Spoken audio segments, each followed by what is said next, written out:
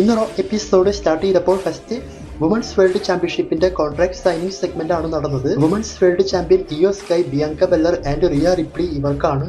അപ്പോൾ ഈ സെഗ്മെന്റ് എങ്ങനെയുണ്ട് എന്ന് ചോദിച്ചാൽ അത്യാവശ്യം നല്ല സെഗ്മെന്റ് ആയിട്ടാണ് തോന്നിയത്. അപ്പോൾ ഈ സെഗ്മെന്റിനെ പറ്റി പറയുന്നതിനേക്കാൾ മുൻപായിട്ട് ഇന്നത്തെ റോ എപ്പിസോഡ് എങ്ങനെയുണ്ട് എന്ന് ചോദിക്കുകയാണെങ്കിൽ മൊത്തത്തിൽ അടിപൊളി റോ എപ്പിസോഡ് ആയിട്ടാണ് തോന്നിയത്. ചെയ്തിട്ടുള്ള മാച്ച് സെഗ്മെന്റ് എല്ലാം നന്നായിട്ടുണ്ട്. അതുപോലെ റോ എപ്പിസോഡ് നെറ്റ്ഫ്ലിക്സിൽ ലൈവായി പോകുന്ന സമയത്ത് ആഡ് വരുന്ന സമയത്ത് നെറ്റ്ഫ്ലിക്സ് പല സെഗ്മെന്റും കാണിക്കുന്നുണ്ട്, അതായത് റെസ്ലേഴ്സിനെ വെച്ചുകൊണ്ട്. അപ്പൊ അതൊന്നും ഷോയുമായിട്ട് ബന്ധപ്പെട്ടിട്ടുള്ള കാര്യങ്ങളല്ല. അപ്പോൾ അതുകൊണ്ട് അതുപോലെയുള്ള സെഗ്മെന്റ് ഒന്നും നമ്മൾ റിവ്യൂല് പറയില്ല. ഇനി കോൺട്രാക്ട് സൈനിങ് സെഗ്മെന്റിലേക്ക് വന്നു കഴിഞ്ഞാൽ റോ GM ആഡം പിയേഴ്സ് ആണ് വന്നതിന് ശേഷം ആഡം പിയേഴ്സ് ഇവരെയെല്ലാം റിങ്ങിലേക്ക് വിളിച്ചുകൊണ്ട് റെസ്ൽമേനിയയിൽ ട്രിപ്പിൾ ത്രെഡ് മാച്ചാണ് നടക്കാൻ പോകുന്നത്, വുമൻസ് വേൾഡ് ചാമ്പ്യൻഷിപ്പ്. അതുകൊണ്ട് കോൺട്രാക്ട് സൈൻ ചെയ്യാനായിട്ടെല്ലാം ആവശ്യപ്പെടുന്നുണ്ട്. അതേസമയം ബിയാങ്ക ബെല്ലർ അവിടെ പ്രശ്നമുണ്ടാക്കുന്നുണ്ട്, അതായത് റിയ റിപ്ലിനെ ആ മാച്ചിൽ ആഡ് ചെയ്ത കാരണം അവർക്ക് ദേഷ്യം വന്നത് പോലെയെല്ലാം, അതായത് എലിമിനേഷൻ ചേംബർ വിൻ ചെയ്ത് താനാണ് റെസ്ൽമേനിയയിലേക്ക് ആഡ് ആയത്, ഈ ഒരു ടൈപ്പിലെല്ലാം പറഞ്ഞുകൊണ്ട്. അപ്പോൾ ഇങ്ങനെ ഇവർക്ക് സ്പാർക്ക് പോകുന്ന സമയത്ത് ഇയോ സ്കൈ അതിൽ ഇടപെടാൻ നോക്കുമ്പോൾ ഇയോ സ്കൈനെ എപ്പോഴത്തെയും പോലെ റിയ റിപ്ലി അങ്ങോട്ട് മാറ്റി നിർത്തുന്നതായിരിക്കും. ഇതുകൊണ്ട് ദേഷ്യം വന്ന് ഇയോ സ്കൈ പോകാൻ നോക്കുന്ന സമയത്ത് ആഡം പിയേഴ്സ് നിൽക്കാനായിട്ടെല്ലാം ആവശ്യപ്പെടുന്നുണ്ട്. പിന്നീട് ഇയോ സ്കൈ അവിടെ നിന്നുകൊണ്ട് റോപ്പിൽ പിടിച്ച് ജമ്പ് ചെയ്ത് ഇവരെ രണ്ടുപേരെയും അറ്റാക്ക് ചെയ്ത് കോൺട്രാക്ട് സൈൻ ചെയ്ത് ഈ ഒരു സെഗ്മെന്റ് മൊത്തത്തിൽ അവസാനിപ്പിച്ചു. അപ്പോൾ ഇതിനേക്കാൾ മുൻപ് ഇവർ രണ്ടുപേരും കോൺട്രാക്ട് സൈൻ ചെയ്ത് പരസ്പരം മുഖത്തേക്കെല്ലാം വലിച്ചെറിഞ്ഞിരുന്നു, റിയ റിപ്ലി, ബിയാങ്ക ബെല്ലർ ഇവർ രണ്ടുപേരും. അപ്പോൾ മൊത്തത്തിൽ 3 പേരും കോൺട്രാക്ട് സൈൻ ചെയ്ത് ഇവരുടെ റെസ്ൽമേനിയ ട്രിപ്പിൾ ത്രെഡ് മാച്ചാണ് സെറ്റായത്.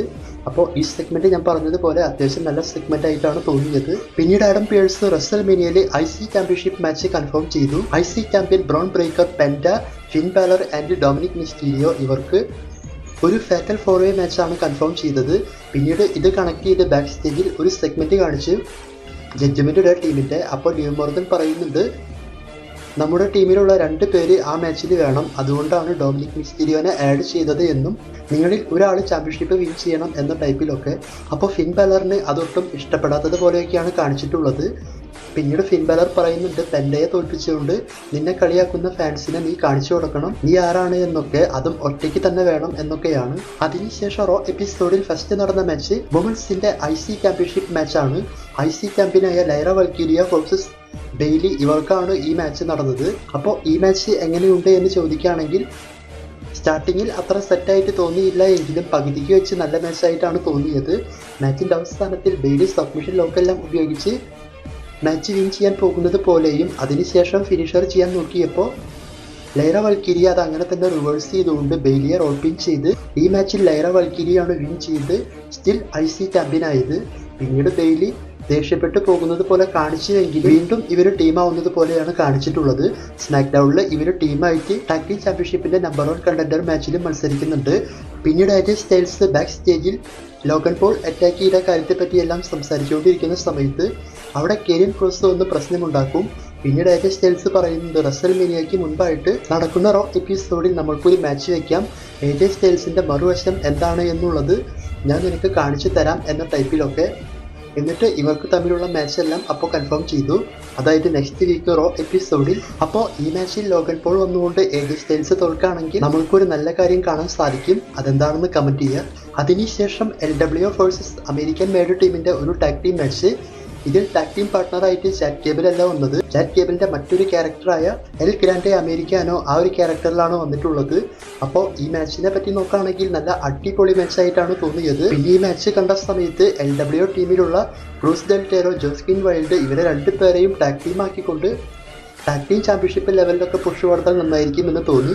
അതുപോലെയുള്ള പെർഫോമൻസ് ആണ് അവർ ഇന്ന് ചെയ്തിട്ടുള്ളത് ഡ്രാഗൺ ലീയുടെ കൂടെ ചേർന്നുകൊണ്ട്. അതായത് ഇവരുടെ മൊത്തത്തിലുള്ള ഹൈ ഫ്ലൈ മൂവ് ഫൈറ്റ് എല്ലാം അടിപൊളിയായിട്ട് തോന്നി. അപ്പോൾ ഈ മാച്ച് ഇങ്ങനെ നല്ല ഇൻട്രസ്റ്റിംഗ് ആയി മുന്നോട്ട് പോകുമ്പോൾ മാച്ചിൻ്റെ അവസാനം ഐവി ലെയിൽ ചാറ്റ് കേബിളിന്റെ മാസ്കിന്റെ ഉള്ളിൽ എന്തോ ഒരു സംഭവം വെക്കുന്നതായിട്ടും അത് റെയ് മിസ്റ്റീരിയോ കണ്ടുപിടിക്കുന്ന സമയത്ത്, അതായത് എന്തോ ഒരു മെറ്റെല്ലാം വെച്ചിട്ടുണ്ട് എന്നൊക്കെ പറഞ്ഞുകൊണ്ട് റെയ് മിസ്റ്റീരിയോ കണ്ടുപിടിച്ച സമയത്ത് റെയ് മിസ്റ്റീരിയോനെ അത് വെച്ചുകൊണ്ട് അറ്റാക്ക് ചെയ്തു. പിന്നീട് ഡ്രാഗൺ ലീക്കും ഫിനിഷർ കൊടുത്തുകൊണ്ട് ഈ മാച്ചിൽ അമേരിക്കൻ മേഡ് ടീമാണ് വിൻ ചെയ്തത്. പിന്നീട് വേൾഡ് ചാമ്പ്യൻ ഗുന്തർ, ജെയ് ഉസോ ഇവരുടെ സെഗ്മെന്റ്. അപ്പോൾ ഗുന്തർ റിങ്ങിൽ വന്നതിന് ശേഷം മൈക്കെടുത്ത് സംസാരിക്കാൻ പോകുന്ന സമയത്ത് ജെയ് ഉസോ തീം മ്യൂസിക് എല്ലാം പ്ലേ ചെയ്ത് ഫാൻസിന്റെ ഇടയിൽ കൂടെയാണ് എൻട്രൻസിൽ വന്നത്. അപ്പോൾ വന്നതിന് ശേഷം ജെയുസോ അല്പം സീരിയസ് ആയിട്ടാണ് ഈ സെഗ്മെന്റ് കൊണ്ടുപോയത്. അതായത് ജെയുസോ ഗന്ധറിനോട് പറയുന്നത് ഇങ്ങനെയാണ്, നിനക്കും ഒരു അമ്മയില്ലേ, അവരും നിന്നോട് ചോദിക്കില്ലേ നിന്റെ ഫാമിലിയെ പറ്റി, അതുപോലെ എനിക്കും ഒരു അമ്മയുണ്ട്. ആ അമ്മ ഇപ്പോൾ ചോദിക്കുന്നത് എൻ്റെ മൂത്ത മകൻ എവിടെയാണ്. ഈ ഒരു ടൈപ്പിലൊക്കെയാണ് നീ നീ ജിൻ യൂസോനെ അറ്റാക്ക് ചെയ്തതുകൊണ്ട് അവനിപ്പോൾ 8 സ്റ്റിച്ചോളം ഇട്ടിട്ടുണ്ട്. അതുപോലെ തന്നെ ജെയുസോ പറയുന്നുണ്ട്, നീ കഴിഞ്ഞ ആഴ്ച ജിൻ യൂസോനെ അറ്റാക്ക് ചെയ്യുന്നത് വരെ എനിക്ക് നിന്നെ പേടിയായിരുന്നു, എന്നാൽ ജിൻ യൂസോനെ നീ അറ്റാക്ക് ചെയ്തതിന് ശേഷം എനിക്ക് നിന്നെ പേടിയില്ല. അവസാനമായി പറയുന്നത്, ഗന്ധർ റസൽമേനിയയിൽ ചാമ്പ്യൻഷിപ്പ് മാച്ചിന് വരുന്ന സമയത്ത് ഫാമിലിയോട് പറഞ്ഞിട്ട് വരണം എന്നാണ്. അതായത് റസൽമേനിയയിൽ ജെയുസോ എന്താണ് ചെയ്യാൻ പോകുന്നത് എന്ന് ജെയുസോക്ക് ഇപ്പോഴും അറിയില്ല എന്നും, അതുപോലെ റസൽമേനിയയിൽ ചെയ്യാൻ പോകുന്ന കാര്യങ്ങൾക്ക് വേണ്ടി ഞാൻ ഇപ്പോൾ തന്നെ ദൈവത്തിനോട് മാപ്പ് ചോദിക്കുന്നു എന്ന ടൈപ്പിലൊക്കെയാണ് ജെയുസോ പറഞ്ഞിട്ടുള്ളത്. അതായത് ഗന്ധറിനെ ഭയങ്കരമായി അറ്റാക്ക് ചെയ്യും ഈ ഒരു ടൈപ്പിലാണ് ഉദ്ദേശിച്ചത്. അപ്പോൾ ഈ ഒരു സെഗ്മെന്റ് നല്ല രീതിയിൽ കണക്ട് ചെയ്ത് കൊണ്ടുപോകാൻ നോക്കിയ സമയത്ത് ഫാൻസ് ജെയുസോ സാഡായി സംസാരിക്കുന്ന സമയത്തെല്ലാം ഈറ്റടിച്ചുകൊണ്ട് ഭയങ്കര സപ്പോർട്ടായിരുന്നു. അതുമാത്രമാണ് ഈ ഒരു സെഗ്മെന്റിൽ പോരായികയായി തോന്നിയത്. അതായത് ജെയുസോ സീരിയസ് ആയി സംസാരിക്കുമ്പോൾ ഫാൻസ് ഇരുന്ന് ഈറ്റടിക്കുകയാണ്. അത് പറഞ്ഞിട്ട് കാര്യമില്ല, ഈറ്റിലാണ് ജെയുസോ ഫേമസ് ആയത്, ചിലപ്പോൾ അതുകൊണ്ടൊക്കെ ആയിരിക്കും. എന്തായാലും ഈ സെഗ്മെന്റ് നന്നായിട്ട് തോന്നി. ഈ സെഗ്മെന്റ് നടന്ന സമയത്ത് ഒരേ ഒരു ചിന്തയേ ഉണ്ടായിരുന്നുള്ളൂ, ജെയുസോ വന്നോളുമെന്ന് ഗന്ധറിനെ അറ്റാക്ക് ചെയ്യരുത്, ആ ഒരു ചിന്ത മാത്രം. എങ്ങാനും അങ്ങനെ ചെയ്തിരുന്നുവെങ്കിൽ ഇത്രയും നാളുണ്ടായിരുന്ന ബിൽഡപ്പ് ഒന്നുകൂടി പോയി കിട്ടിയേനെ. അതായത് കഴിഞ്ഞ റോയിൽ ചെയ്ത ബിൽഡപ്പ്. പിന്നീട് റെയ് മിസ്റ്റീരിയോ ബാക്ക് സ്റ്റേജിൽ ആഡം പിയേഴ്സിനെ കണ്ട് സംസാരിച്ച് ചാറ്റ് കേബിൾ അഥവാ എൽ ഗ്രാൻഡെ അമേരിക്കാനോ ഈ ഒരു റെസ്ലറുമായിട്ട് മാച്ച് വേണം എന്നൊക്കെ പറഞ്ഞുകൊണ്ട് റസൽമേനിയയിൽ Rey Mysterio versus El Grande Americano ഇവർക്ക് തമ്മിൽ ഒരു മാച്ച് വെച്ചിട്ടുണ്ട്, അതായത് ചാറ്റ് കേബിളിന്റെ കൂടെ. അതിനുശേഷം WWE tag team championship match. അപ്പോൾ ഈ മാച്ച് നടന്നത് ടാഗ് ടീം ചാമ്പ്യൻസ് ആയ Viking Raiders versus New Day ഇവർക്കാണ്. ഈ മാച്ചിനെ പറ്റി നോക്കുമ്പോൾ നല്ല അടിപൊളി മാച്ച് ആയിട്ടാണ് തോന്നിയത്. പക്ഷെ ഈ മാച്ചിന് ക്ലീൻ ആയിട്ടുള്ള റിസൾട്ട് കിട്ടിയില്ല. അതായത് ന്യൂ ഡേ ടീം അറ്റാക്ക് ചെയ്യാൻ വേണ്ടി ചെയർ എടുത്തുകൊണ്ട് വന്ന സമയത്ത് അത് വൈക്കിംഗ് റൈഡേഴ്സ് വാങ്ങുന്നതായിട്ടും ഇവരെ അറ്റാക്ക് ചെയ്യുന്ന സമയത്ത് റഫറി അത് കാണുമ്പോൾ മാച്ച് ബെല്ലടിച്ച് സ്റ്റോപ്പ് ചെയ്തു. അതായത് മാച്ച് ഒരു ഡിസ്ക്വാളിഫിക്കേഷൻ ആക്കി ന്യൂ ഡേ ടീം വിൻ ചെയ്തു എന്ന് പറഞ്ഞു. അപ്പോൾ ഇത് റസൽമേനിയ വരെ പോകാനാണ് ചാൻസ് ഉള്ളത്, അതുകൊണ്ടാണ് ഇങ്ങനെ ചെയ്യുന്നത്. പിന്നീട് ന്യൂ ഡേ ടീം വൈക്കിംഗ് റൈഡേഴ്സിനെ ചെയറെല്ലാം വെച്ച് അറ്റാക്ക് ചെയ്ത് ഇഞ്ചുറി ആക്കാൻ നോക്കുന്ന സമയത്ത് WWE ഒഫീഷ്യൽസ് എല്ലാം ഒന്ന് പിടിച്ചു മാറ്റിക്കൊണ്ട് ഈ സെഗ്മെന്റ് അവസാനിപ്പിച്ചു. അതിനുശേഷം പെൻഡ വേഴ്സസ് ഡൊമിനിക് മിസ്റ്റീരിയോ ഇവർക്ക് തമ്മിലുള്ള സിംഗിൾസ് മാച്ച്. അപ്പോൾ ഈ മാച്ചിനെ പറ്റി നോക്കുമ്പോൾ നല്ല മാച്ചായിട്ടാണ് തോന്നിയത്. രണ്ടുപേരും മാച്ച് നന്നായി തന്നെ മുന്നോട്ട് കൊണ്ടുപോയിട്ടുണ്ട്. പിന്നെ ഈ മാച്ചിൽ പെൻഡ എപ്പോഴും ചെയ്യുന്ന Canadian Destroyer move Dominik Mysterio പെൻഡയ്ക്ക് തന്നെ കൊടുത്തുകൊണ്ട് 619 എല്ലാം ചെയ്ത് വിൻ ചെയ്യാൻ പോകുന്നത് പോലെ കാണിച്ചിരുന്നു. അതായത് ഫിനിഷർ ചെയ്യാൻ നോക്കിയ സമയത്ത് പെൻഡ കാല് വെച്ച് കൊടുത്ത് പിന്നീട് ഡൊമിനിക് മിസ്റ്റീരിയോയുടെ കൈയെല്ലാം ഡിസ്ലൊക്കേറ്റ് ആക്കുന്നത് പോലെയും അവസാനം പെൻഡ ഡൊമിനിക് മിസ്റ്റീരിയോയ്ക്ക് പെൻഡ ഡ്രൈവർ കൊടുത്തുകൊണ്ട് ഈ മാച്ചിൽ പെൻഡയാണ് വിൻ ചെയ്തത്. വിൻ ചെയ്തതിന് ശേഷം കാലിറ്റോയെല്ലാം കയറി പെൻഡയെ അറ്റാക്ക് ചെയ്തു. അതുപോലെ ഡൊമിനിക്കും അറ്റാക്ക് ചെയ്യാൻ തുടങ്ങുന്ന സമയത്ത് IC ചാമ്പ്യൻ ബ്രോൺ ബ്രേക്കർ അവിടെ വന്നു. സത്യം പറയുകയാണെങ്കിൽ മരണമാസമായിട്ടാണ് തോന്നിയത് ബ്രോൺ ബ്രേക്കർ വന്ന് ചെയ്ത കാര്യം. അതായത് കാർലിറ്റോയ്ക്ക് എൻട്രൻസിൻ്റെ അവിടെ വെച്ച് ഒരു റോക്കറ്റ് ടൈപ്പ് സ്പിയർ കൊടുത്തിരുന്നു. അതായത് പറന്നു വന്നുകൊണ്ട് അത് ഭയങ്കരമായിട്ടും ഇഷ്ടപ്പെട്ടു. അതുപോലെ റിങ്ങിൽ കയറി ഡൊമിനിക് മിസ്റ്റീരിയോയ്ക്ക് ഒരു സ്പിയർ കൊടുത്തു, അതും അടിപൊളിയായിട്ടുണ്ട്. അവസാനം പെൻഡയ്ക്കും കൊടുത്തു ഒരു സ്പിയർ.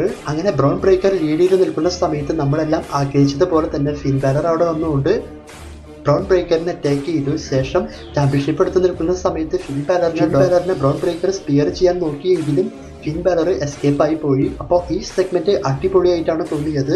റസൽമേനിയയിൽ ഇവരുടെ ഫാറ്റൽ 4-way മാച്ച് വേറെ ലെവലായിരിക്കും. അതിനുശേഷം റോ എപ്പിസോഡ് മെയിൻ ഇവന്റായി നടന്നത് പോൾ ഹേമൻ സെത്ത് റോളൻസ് ഇവരുടെ സെഗ്മെന്റ് ആണ്. ഫസ്റ്റ് പോൾ ഹേമൻ വന്നതിന് ശേഷം പറയുന്നത് റോമൻ റെയിൻസ് അതുപോലെ തന്നെ CM പങ്ക് ഇവരോട് രണ്ടുപേരോടും തനിക്ക് വളരെയധികം കൂറുണ്ട് എന്നാണ്. അതായത് ഇവരോട് എപ്പോഴും നന്ദി കാണിച്ചുകൊണ്ട് ഇവരുടെ കൂടെ തന്നെ നടക്കും, അല്ലെങ്കിൽ ഇവരെ താൻ ചതിക്കാനൊന്നും പോകുന്നില്ല. ഈ ഒരു ടൈപ്പിലൊക്കെയാണ് പോൾ ഹേമൻ പറഞ്ഞത്. അപ്പോൾ ഇങ്ങനെയെല്ലാം സംസാരിച്ച് നിൽക്കുന്ന സമയത്ത് അവിടെ സെത്ത് റോളൻസ് വന്നു. സെത്ത് വന്നതിന് ശേഷം പോൾ ഹേമനുമായിട്ട് സംസാരിച്ചപ്പോൾ സെത്ത് പറയുന്നത് ഇങ്ങനെയാണ്, നിനക്ക് CM പങ്ക് റോമൻ റെയിൻസ് ഇവരിൽ ആരോടാണ് ഏറ്റവും കൂടുതൽ ഇഷ്ടം, ആരുടെ കൂടെയാണ് നീ നിൽക്കാൻ പോകുന്നത്? ഇങ്ങനെയെല്ലാം ചോദിച്ചുകൊണ്ട് സെത്ത് പറയുന്നത് ഇവരുടെ രണ്ടുപേരുടെയും കൂടെ നീ നിൽക്കാൻ പാടില്ല എന്നാണ്. പിന്നെ നീ മനസ്സിലാക്കണം, ഇവർ രണ്ടുപേരും നിന്നെ കെയർ ചെയ്യുന്നില്ല. അതായത് റോമൻ അവൻ്റെ പേഴ്സണൽ ആവശ്യത്തിന് വേണ്ടിയിട്ടാണ് നിന്നെ യൂസ് ചെയ്യുന്നത്.